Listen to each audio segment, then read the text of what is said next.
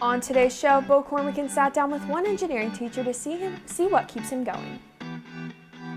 And we took a trip down to Legacy West to check out Rock Hill's anticipated prom venue. These stories and more coming up on this edition of HTN Daily.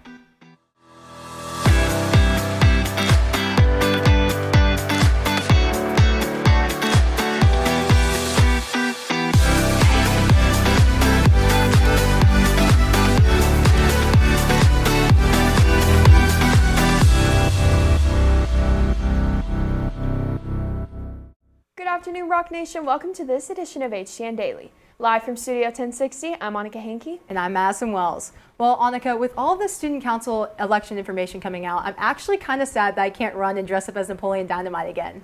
As much as I hate to admit it, I'm definitely going to miss that costume.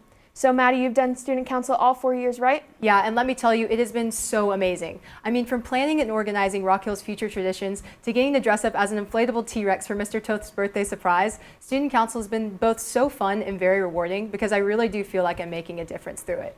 Well, as the end of the year rounds the corner, preparation for the next begin, and student council is looking for the next group of student leaders to act as executive officers.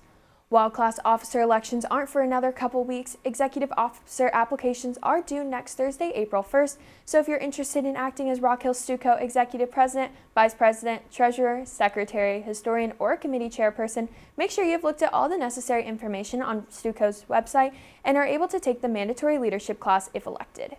Campaigning will be the week of April 5th, and if you have any questions, feel free to ask Ms. Slade or Coach Reeder in room 2202. Relay for Life has always been a big event for Prosper ISD, and just because we aren't at PHS doesn't mean we can't participate. Rock Hill and Prosper High School are teaming up to host this year's Relay for Life fundraiser at Reynolds Middle School on Friday, April 23rd from 6 to 10 p.m. School organizations putting up booths to help raise money has always been a major aspect of the event, and with the two separate high schools, your organization can either run your own booth or team up with Prosper's similar organization. If you are interested in representing your team or club at this year's Relay for Life, make sure to fill out the form in Mr. Toth's recent email. The National Honor Society has been using their talents to not only paint pictures, but help the community in more ways than one. The students wanted to get together and do some type of gift or donation for the community, and so after researching different things, they found a lot of different opportunities around pets, and so they came up with doing pet portraits for staff.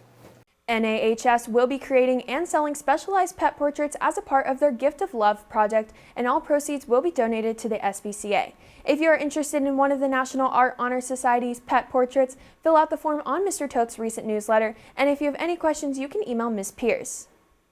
Last night, Theater's one-act play was a major success and received alternate at districts. In addition to this impressive award, individual awards were won by McKenna Bowman for Outstanding Technician, Sasha Sims for an honorable mention, and Haley Medeiros and Hayden Avery Miller for All-Star Cast. A lot of teachers here at Rock Hill have had experience in their field before teaching, but one teacher in particular didn't just stop there. Bo Cormican sat down with Mr. E to see what his motivation is. Mr. Elias worked for many years as an electrical engineer, but when it came time to relax and retire, he found that he would rather pass down his information to the next generation. That cycle of creating something and actually see it work is amazing for the kids, you know. They get to design something in a CAD and do something in Inventor, go to the machine and actually make a part. And that part end up in a robot. From the dream all the way to make it something that is actually running. Seeing students through all 4 years of high school is not something most teachers get to experience, but Mr. Elias gets the chance to watch his students grow and keep pushing them along the way. It inspires me because every day when I come in, I always see him over there working. I always see him working with other people. I always see him just trying to be involved and help us out. And he's always doing something that makes us better, the team better, and also himself better too. I remember he told me one day when we were sitting there and I asked him like, why did you get back into it? And he just told me, he said he just got bored. He didn't want to, because he retired for a couple months and was like, he got bored, wanted to get back into it, help out younger people, help out younger engineers. And I think that's why he became a teacher too. Mr. Elias's engineering mind wouldn't let him rest though after leaving his career, and he sought out bigger and bigger fish to fry, and he teaches that to his students. And the other part is I always have goals, and the goals is higher up. Like I said, now we want to do the solar car cruiser with 4 passengers. So there's always one bigger goal to attain. Yeah, he's always just trying to push me, trying to become a better engineer, and he's always pushed me to have better goals and everything, and that to keep raising it. He's always making sure I'm always doing my projects, I'm getting them done on time. He's always been pushing other kids too. He's always very supportive of this.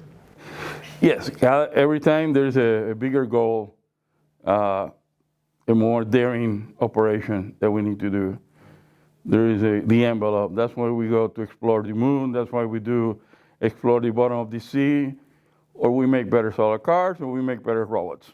But that's what drives you to do it, you know? For HTN Daily, I'm Bo Cormican. Anica, I don't know about you, but I'm actually so excited for prom. You think I should wear a blue or purple dress? Well, I think that's a decision you're going to have to make. But no matter what color dress you choose, you'll be wearing it at the Legacy West venue. I got to go down there recently and check it out.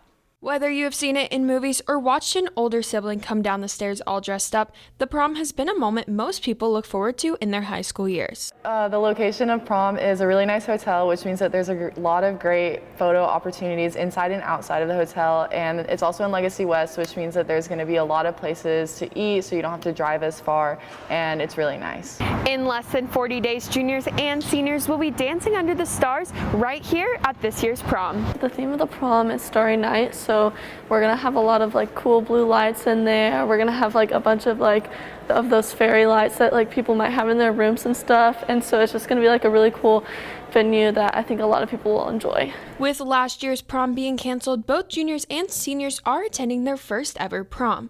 With that in mind, the prom committee is working hard to make this the dream night we all picture. So there's going to be a bunch of games there, a bunch of light up games. Since the room's going to be kind of dark, there's going to be like cornhole and like soda pong, and then there's also going to be like a bunch of food and music, and it'll just be a fun experience. Tickets are on sale now and will be available until April 21st. For HTN Daily, I'm Monica Hankey. That's all for today's show. For HTN Daily, I'm Monica Hankey. And I'm Madison Wells. Mask up and rock on.